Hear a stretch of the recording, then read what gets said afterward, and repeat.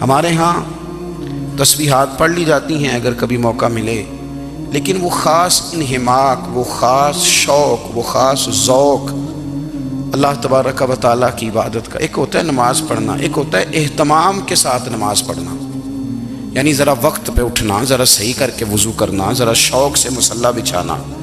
ایک ہوتا ہے تسبیح پڑھ لینا، اور ایک ہوتا ہے ذرا تھوڑا سا نا شوق کے ساتھ اللہ کو یاد کرنا۔ آپ کبھی جو میں نے آیہ کریمہ پڑھی اس کی آپ شان نزول دیکھیں، نبی کریم صلی اللہ تعالیٰ علیہ وسلم کے نا کچھ صحابہ اللہ کی محبت کے شوق میں حضور کی بارگاہ میں حاضر ہوئے، اور انہوں نے آ کے عرض پتہ کیا کیا، عرض کرنے لگے یا رسول اللہ صلی اللہ تعالیٰ علیہ وسلم سالوں بیت گئے ہیں سجدے کرتے ہوئے، حضور سالوں بیت گئے ہیں تسبیح پڑھتے ہوئے، سالوں بیت گئے کہتے ہوئے کہ سبحان اللہ وہ پاک ہے، ہمیں سالوں بیت گئے یہ کہتے ہوئے کہ اللہ اکبر وہی سب سے بڑا ہے، سالوں بیت گئے کہتے ہوئے کہ الحمدللہ ساری تعریفیں اللہ کے لیے، سالوں بیت گئے اس کی تسبیح کرتے، تحلیل کرتے، تکبیر کہتے۔ حضور اب نہ ہمارا اپنے رب سے ملنے کو جی چاہتا ہے، کبھی اے حقیقت منتظر نظر آنا لباس مجاز میں، لاکھوں سجدے تڑپ رہے ہیں میری جبین نیاز میں۔ اور اقبال کہنے لگے کہ تیرے عشق کی انتہا چاہتا ہوں، تو میری سادگی دیکھ کیا چاہتا ہوں، میرا ذرا سا تو دل ہے مگر شوخ اتنا، میں وہی لن ترانی سنا چاہتا ہوں۔ میرا بھی دل کرتا ہے کہ اللہ میں تجھے کہوں میں تجھے دیکھنا چاہتا ہوں، جس طرح حضرت موسیٰ کلیم علیہ السلام نے کہا تھا، اور تو مجھے کہے کہ لن ترانی تو نہیں دیکھ سکتا، ذرا سا تو دل ہے مگر شوخ اتنا، میں بھی وہی لن ترانی سنا چاہتا ہوں۔ پھر کہنے لگے بھری بزم میں راز کی بات کہہ دی، بڑا بے ادب ہوں سزا چاہتا ہوں۔ دیکھو سب لوگوں کے بیچ ہی میں نے یہ کہہ دیا۔ میرے عزیز صحابہ نا شوق میں، کتنے سارے لوگ ہیں، آپ کتنی ماشاءاللہ بڑی تعداد میں آپ آئے ہیں، ہم بھی کبھی اس شوق میں گئے ہیں کہ ہمارے رب کو دیکھنے کو دل چاہتا ہے، ہمارا جی چاہے وہ کبھی ہمیں ملے، ہم کبھی اس کی زیارت کریں، اس کی بارگاہ کرم میں ہم حاضر ہوں۔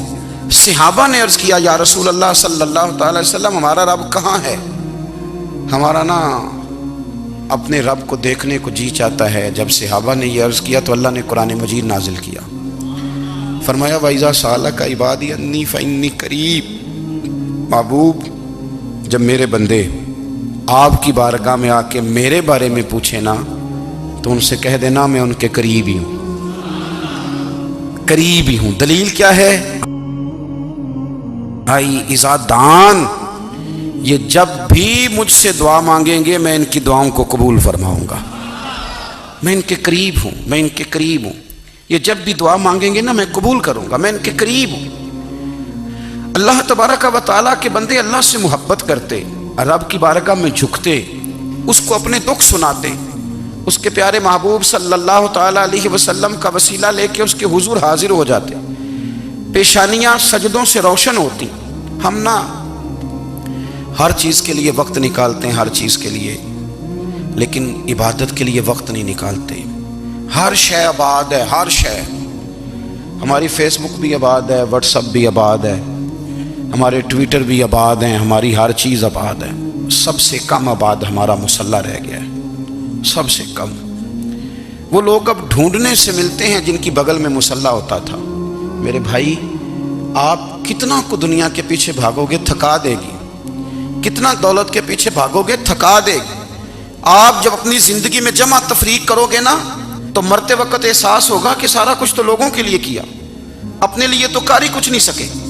اور ہم عبادت کے معاملے میں بہانے بازی بھی کرتے ہیں، ہم کہتے ہیں اوہو رزق کمانا بھی تو عبادت ہی ہے نا، تو میں حلال روزی کے لیے جا رہا ہوں یہ بھی تو عبادت ہے نا۔ میری طرح کے لوگ کہہ دیتے ہیں کہ میں سویرے اٹھ کے مدرسے میں کچھ اسباق دیکھتا ہوں تو یہ بھی تو عبادت ہے، میں بیان کرنے کے لیے مطالعہ کرتا ہوں تو یہ بھی تو عبادت ہے نا، اتنے لمبے سفر کر کے ملک میں دنیا میں گھومتا ہوں تو یہ بھی تو میں عبادت ہی کر رہا ہوں۔ اب اسپیشل نفلوں کے لیے وقت کس طرح نکلے، اسپیشل کر کے تسبیح میں کیسے چلاؤں، میں سارا کچھ ہم بہانے بنا لیتے ہیں نا۔ میرا سوال یہ ہے کہ یہ ساری باتیں صحابہ کو، نبی کریم کو، دیگر لوگوں کو بھی تو پتہ تھی نا، لیکن آپ غور تو کریں 23 سال حضور کو وقت ملا، مختصر وقت ظاہراً تبلیغ کرنے کے لیے، پوری دنیا میں دین بھی پھیلانا ہے۔ گھر میں 11 ازواج ہیں، 4 بیٹیاں ہیں، ان کی اولادیں، سارے کام کاج بھی دیکھنے ہیں۔ لیکن سیدہ طیبہ طاہرہ حضرت عائشہ صدیقہ رضی اللہ تعالیٰ عنہ فرماتی ہیں سارا دن تبلیغ کرتے، ہر غلام کے دکھ سنتے، گھر میں آتے تو اپنے گھر والوں کا خیال کرتے، کام میں ہمارا ہاتھ بٹاتے۔ قربان جاؤں، کہتی ہیں زمانہ سارا سو جاتا لیکن آمنہ کے لال مصلی بچھا لیتے۔ دنیا سو گئی، ساری سب سو گئے، جو خدام تھے، وہ جو غلام تھے، وہ سو گئے۔ صحیح مسلم میں لفظ ملیں گے، سیدہ پاک فرماتی ہیں او میرے نبی کے غلاموں، میں نے یہ رنگ بھی دیکھا ہے کہ حضور نے اتنا کھڑے رہے، اتنا قیام کیا، اتنا قیام کیا کہ مقدس پیروں میں ورم آ گئے، سوج گئے پیر، اتنے بڑے۔ دل پہ ہاتھ رکھ کے نہیں بتا سکتا کہ میرے کبھی نماز میں پیر سوج گئے، کوئی نہیں بتا سکتا۔ بچوں کی روٹی کماتے تھک گئے، بات الگ ہے، ہم سیر کرنے گئے تو تھک گئے، بات الگ ہے، لیکن عبادت میں یہ بھی تو مسلم شریف ہے نا، یہ بھی تو دین ہے نا، یہ بھی تو حضور کی سنت ہے، یہ بھی تو وہ چیز ہے جو کریم کی آنکھوں کی ٹھنڈک ہے۔ سیدہ فرماتی ہیں پیروں میں ورم آ گئے، اور ساری رات ہی حضور نے نماز پڑھی اور ایک ہی آیت بار بار دہرائی۔ مسجد نبوی میں بلال حبشی نے فجر کی اذان دے دی اور حضور ابھی مصلی پہ تھے، کریم فارغ ہوئے۔ میں نے عرض کی یا رسول اللہ صلی اللہ علیہ وسلم، آپ کے تو صدقے اللہ اگلے پچھلوں کے گناہ معاف کرے گا، تو آپ اتنی آہوزاری کیوں فرماتے ہیں؟ آپ تو شفیع ہیں، آپ تو انبیاء کے امام ہیں۔ تو حضور نے فرمایا عائشہ تم نے گنوایا ہے نا میرے اللہ کی مجھ پر کتنی رحمت ہے، افلا اکون عبدا شکورا، فرمایا اگر اس نے اتنی نعمتیں دی ہیں تو کیا میں اس کا شکر گزار بندہ نہ بنوں؟ میں شکر گزار بندہ نہ بنوں اس کا؟ پھر اگر اتنی نعمتیں اس نے دی ہیں، مجھے اتنا نوازا ہے، تو پھر میں اس کے سامنے سجدے نہ کروں؟ او میرے بھائی، بڑے قابل فخر لوگ ہیں ہم کہ ہم نبی پاک کے غلام ہیں، ہم قابل فخر ہیں کہ نبی کریم کے غلام ہیں۔ کیا کبھی اس غلامی کے شکرانے میں بھی 2 نفل پڑھے کہ یا اللہ تیرا شکر ہے تو نے ہمیں حضور کا غلام بنایا ہے؟ یاد رکھیں کہ اپنی روحانی زندگی کو آباد کریں، استغفار پڑھیں، تسبیحات کریں۔ حضرت عبداللہ ابن عمر رضی اللہ تعالیٰ عنہ حضرت عمر کے صاحبزادے ہیں، مکہ مکرمہ میں ان کی قبر ہے۔ میں نے جب انہیں پڑھا تو مجھے ان سے بڑا پیار ہو گیا، لیکن آپ کو پتہ ہے وہاں جا کے کسی شخص کا مزار تلاش کرنا یا پوچھنا ایک مشکل کام ہوتا ہے۔ تو ایک دفعہ میں مکہ شریف میں حاضر تھا، تو ایک گاڑی والا ڈرائیور مجھے کہنے لگا کہ مولانا میں آپ کو جانتا ہوں، مجھے آپ سے محبت ہے، ایک بات بتاؤں آپ کو؟ میں نے کہا بتاؤ۔ کہنے لگے حضرت عبداللہ ابن عمر کی قبر دیکھنی ہے۔ میں نے کہا یہ تو نہیں کہہ رہا، یہ کسی نے بندوبست کرایا ہے، یہ اللہ نے تیرے دل میں بات ڈالی ہے، یہ ہو گیا تو لے چل مجھے۔ حضرت عبداللہ ابن عمر کو نبی پاک نے فرمایا تھا راجل صالح، یہ نیک بندہ ہے، یہ متقی آدمی۔ حضرت عبداللہ ابن عمر رضی اللہ تعالیٰ عنہ سیدنا فاروق اعظم رضی اللہ تعالیٰ عنہ کے صاحبزادے ہیں، اور ان کی ہمشیرہ سیدہ حفصہ رضی اللہ تعالیٰ عنہ حضور کی زوجہ محترمہ ہیں۔ ایک دن اپنی ہمشیرہ سے کہنے لگے کہ نبی کریم صلی اللہ تعالیٰ علیہ وسلم گھر میں آئے نا، اور اگر حضور غم امت میں پریشان نہ ہوں، طبیعت کو حشاش بشاش دیکھو، تو ذرا پوچھنا تو صحیح حضور کا میرے بارے میں کیا خیال ہے، پوچھنا تو صحیح کہ کریم کی بارگاہ میں میرا کیا مقام ہے، میرے بارے میں حضور کیا فرماتے ہیں۔ اب بہن کو کام بتائے اور بتائے بھی بھائی، اور پھر بہن وہ کام نہ کرے، یہ تاریخ میں ہوتا نہیں۔ حضرت عمر فاروق رضی اللہ تعالیٰ عنہ کی صاحبزادی ام المومنین رضی اللہ تعالیٰ عنہ فرماتی ہیں کہ میں تو بس منتظر تھی، انہوں نے تو کہا تھا نا کہ اگر تم حشاش بشاش دیکھو تو بات کرنا، لیکن حضور تشریف لائے، میری باری تھی، میرے گھر تشریف لائے، کھانا پیش کیا تو فوراً میں نے عرض کی حضور ایک بات پوچھنی تھی۔ تو حضور نے فرمایا پوچھئے۔ میں نے عرض کی حضور میرے بھائی عبداللہ ابن عمر کے بارے میں آپ کا کیا خیال ہے؟ نوجوانوں میری بات پہ غور کرنا، میرے بھائی کے بارے میں آپ کا کیا خیال ہے؟ تو نبی کریم صلی اللہ تعالیٰ علیہ وآلہ وسلم نے میری طرف دیکھا اور پھر حضور زیر لب تھوڑا مسکرائے، اور بریلی کے امام کہتے ہیں کہ حضور مسکرا دیتے تھے نا تو جو بڑا دکھی ہوتا تھا وہ بھی ہنس پڑتا تھا۔ اب سوال پیدا ہوتا تھا کہ پھر تو اس مسکراہٹ کے لیے انتظار کرنا پڑتا ہوگا کئی مہینے کہ حضور مسکرائیں تو رونے والے ہنسیں، تو اعلیٰ حضرت فرماتے نہیں، انتظار نہیں کرنا پڑتا، یہ مسکراتے رہنا تو حضور کی عادت ہے۔ جس کی تسکین سے روتے ہوئے ہنس پڑے اس تبسم کی عادت پہ لاکھوں سلام۔ یعنی یہ تو عادت ہے حضور کی مسکراتے رہنا، اس کے لیے انتظار نہیں کرنا پڑتا۔ بھائیو آپ خیال رکھیں گے، غور کریں گے، حضرت عبداللہ ابن عمر رضی اللہ تعالیٰ عنہ کے بارے میں پوچھا تو سیدہ فرماتی ہیں کہ نبی کریم صلی اللہ تعالیٰ علیہ وسلم نہ زیر لب مسکرائے اور فرمایا حفصہ تیرا بھائی ہے تو اچھا، لیکن میں نے سنا ہے کہ عشاء کی نماز پڑھتا ہے تو فجر تک سویا ہی رہتا ہے۔ او نوجوانوں، 10 بجے تک سونے کی بات نہیں ہوئی، 9 بجے تک سونے کی بات نہیں ہوئی، 11 بجے اٹھنے کی بات نہیں۔ حضور فرمانے لگے میں نے سنا ہے کہ عشاء کی نماز پڑھ کے سو جاتا ہے اور فجر تک سویا ہی رہتا ہے، اسے چاہیے کہ تہجد کے وقت اٹھا کرے، اللہ کی بارگاہ میں حاضر ہوا کرے، آہوزاری کرے، سجدے کرے، عبادت کرے، اٹھتا ہے اور فجر میں جا کے اٹھتا ہے۔ حضرت جناب حفصہ رضی اللہ تعالیٰ عنہ کہتی ہے میں نے جناب عبداللہ ابن عمر کو پیغام دیا اور میں نے کہا میرے جوان بھائی سن، نبی پاک نے فرمایا ہے تو اچھا پر تہجد میں نہیں اٹھتا، نفل نہیں پڑھتا۔ او میری ملت کے جوانوں، مزہ نہیں آ جاتا جب ساری دنیا سوئی ہو، ساری دنیا، اور بستر بھی گرم ہو اور نیند بھی پورا غلبہ کر رہی ہو، اور اچانک گھنٹی بجے دماغ میں، آنکھ کھلے، گھڑی پہ نظر پڑے، 3:30 4 بجے کا پیغام گھڑی بتائے، اور کوئی چڑھتی جوانی والا اٹھ کے وضو کرے، اور جب وہ مصلی کھول کے بچھائے تو مدینے والے محبوب کہتے ہیں کہ ہر نماز پہ رب ثواب دیتا ہے، اور جو اٹھ کے تہجد کی نماز پڑھے اسے دیکھ کے تو رب مسکراتا ہے، جو اس کی شان کے لائق ہے، جو اس کی شان کے لائق، وہ مسکراتا ہے، خوش ہوتا ہے کہ میرا بندہ تہجد میں اٹھ گیا، وہ مسکراتا ہے۔ کاش ہماری صبحیں کبھی اپنے مالک کے نام ہو جائیں، کاش کے صبحیں۔ حضرت ابو الحسن رحمۃ اللہ تعالیٰ علیہ حضرت معاذ ابن جبل رضی اللہ تعالیٰ عنہ کے پاس بیٹھا کرتے تھے، فرماتے ہیں ان سے جو پیار بڑھا تو پھر میرا مصلی سے بھی بڑھ گیا۔ تابعی ہیں، فرماتے ہیں صحابی رسول سے محبت ہوئی تو ذکر سے بھی ہو گئی، پھر درود شریف سے بھی ہو گئی، محبت ان سے بڑھی تو پھر اللہ نے مسجد کا پیار بھی بڑھا دیا۔ آپ فرماتے ہیں کہ میری ہر وقت بھی یہ چاہتی تھی کہ بس اللہ اللہ کروں، بس اللہ اللہ کروں، بس نہ میں ذرا تھوڑی جان چھڑاؤں لوگوں سے، کو 10 منٹ ملے تو میں کچھ 4 نفل پڑھ لوں، میں تھوڑا سا نہ بچوں لوگوں سے، اور مجھے تسبیح ملے تو میں نہ کچھ 400-500 دفعہ استغفار پڑھوں، سبحان اللہ، الحمدللہ، اللہ اکبر، لا حول ولا قوت الا باللہ، میں نہ تسبیحات پڑھوں۔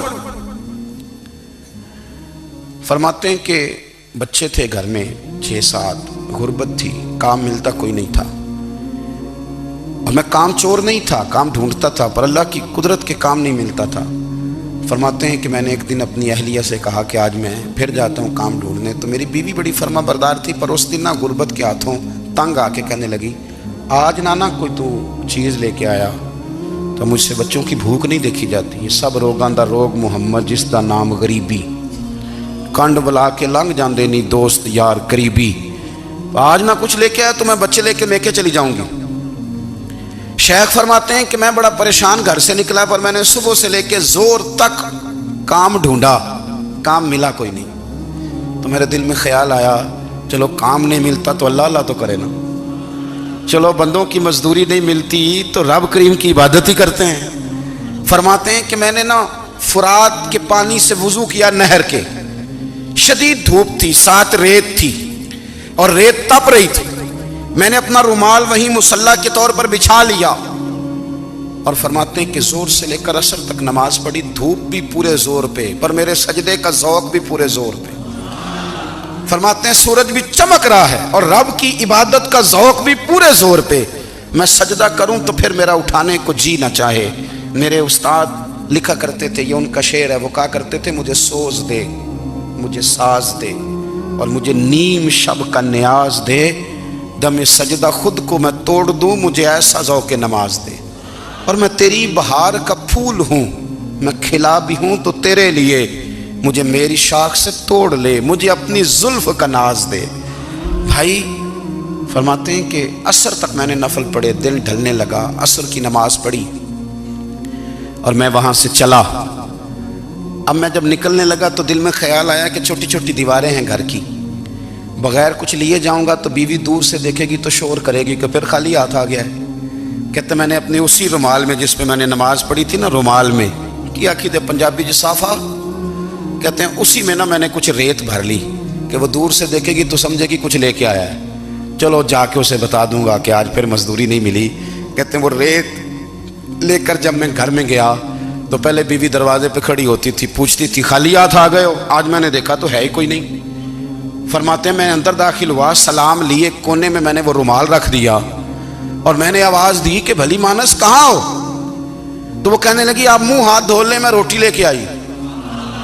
میں نے کہا روٹی کہاں سے آ گئی؟ یہاں تو کئی دنوں کے فاقے، تو کئی دنوں کی غربت ہے، یہاں تو اس گھر میں تو فقیری ہے۔ فرماتے ہیں کہ وہ روٹی لے کے آئی اور اس وقت کی جو موجودہ نعمتیں تھیں، سمجھ لیں سلاد، اچار، ہر چیز ساتھ لائی۔ میں نے کہا کہ بچے کہاں گئے؟ کہنے لگی وہ کھانا کھا کے کھیلنے گئے، آپ کھانا کھا لیں آ جاتے۔ کھانا اس نے چن دیا۔ میں نے حیرت انگیز لہجے میں ساری نعمتیں اپنے دسترخوان پہ دیکھ کر کے بیوی سے پوچھا یہ کہاں سے آیا کھانا؟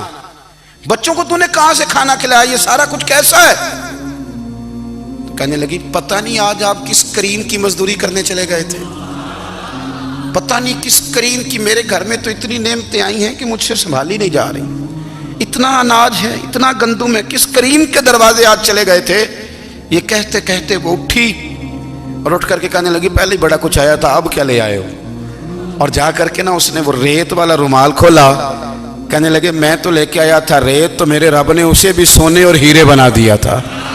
جب آپ کی توجہ اللہ کی جانب، میرے نبی پاک صلی اللہ تعالی علیہ وسلم نے فرمایا ہر چیز اپنے رب سے مانگ، ہر چیز مانگ، ہر چیز مانگ۔ یا رسول اللہ کیا کچھ؟ میرے محبوب نے فرمایا تیرے گھر میں نمک بھی ختم ہو جائے تو وہ بھی اپنے رب سے مانگا کر، تو مانگنا وہ تجھے دے گا، تو اس کی بارگاہ میں کشکول طلب دراز تو کرنا۔ اور ترمذی شریف میں عجیب لفظ ہے، رسول کائنات نے فرمایا، رب کریم فرماتا ہے جب میرا بندہ ہاتھ اٹھاتا ہے نا تو مجھے حیا آتی ہے کہ میں خالی کیسے لوٹا دوں اس کے۔ اتنے بڑے بادشاہ کی بارگاہ میں، او بھائی لوگوں سے عزتیں تلاش کرتے ہو تو وہ کیا تمہیں عزت دیں گے؟ وہ تو کل اچھا کہتے ہیں پرسوں برا کہنے لگ جاتے ہیں۔ لوگوں کے سامنے گڈ بک میں آنا چاہو گے تو وہ تو سویرے تمہارے بارے میں کچھ کہیں گے، شام کچھ اور کہیں گے۔ اپنی روحانی زندگی آباد کریں، اپنے مسلح کو وقت دیں اور دنیا سے چھپ کر، اس موبائل کو بند کر کے اور اپنے آپ سے بھی چھپ کے اور تنہا ہو کے، چھپا کے سارا کچھ اپنے آنسو اپنے رب کی بارگاہ میں پیش کریں، اس کے حضور حاضری دیں۔